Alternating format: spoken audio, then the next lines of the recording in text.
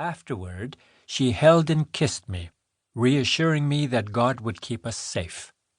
Sometimes, when the pain was great, Leah would whisper in my ear, "Shh, don't cry. God sees everything. Mommy and Daddy will be back soon. Maybe tomorrow we'll go home and play with our puppies." Each day I waited for the white-bearded musher to come and save us. In July, I had my 6th birthday. I was so happy that I didn't give Mum or Tommy a second thought. Audrey decorated the apartment with balloons and streamers and baked a chocolate cake that she covered with miniature hockey players. I got all sorts of gifts, but best of all was the little hockey stick that Paul gave me. That day, I made my first career decision. I wanted to be a hockey player, just like Paul. Summer was soon over, and Leah and I were happily preparing for school when one Sunday, Tommy came to get us. How I hated him, and how I hated God. Our prayers had been answered too late. I didn't need my parents now. I had Audrey and Paul and Leah. Audrey started to cry and began to pack our things. Paul was in the living room, sitting in his recliner, looking dazed and angry. When he didn't do anything, I became frantic. I threw myself in his lap, sobbing, "I don't want to go. I want to stay here with you and Audrey. Please, I don't want to go. Please." It was the first time in my life I had ever seen a grown man cry. After our things were packed and waiting by the door, Tommy thanked Paul and handed him an envelope.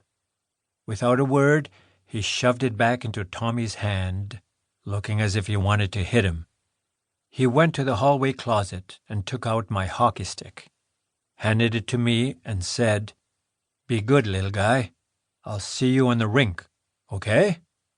Audrey held us close and kissed our tears away, making Tommy promise to bring us over often.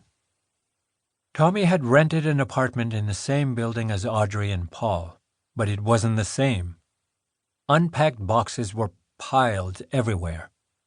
There were no pictures on the wall, and the furniture was crammed into the middle of the living room. Although there were things that I recognized, nothing felt like home. Not like the home I remembered. Tommy, too, was different. He seemed like a robot, methodical, moving toward something I could neither see nor understand.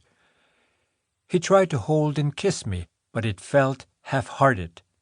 He didn't even take us to see Audrey and Paul.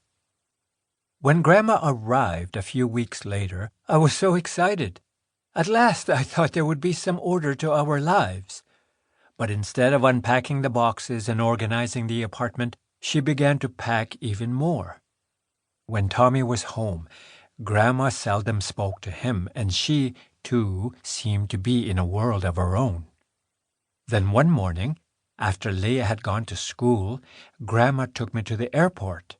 It was a cold, late autumn day, and from the back of the taxi window I watched the leaves break from the trees and set sail on the wind like tiny brown kites.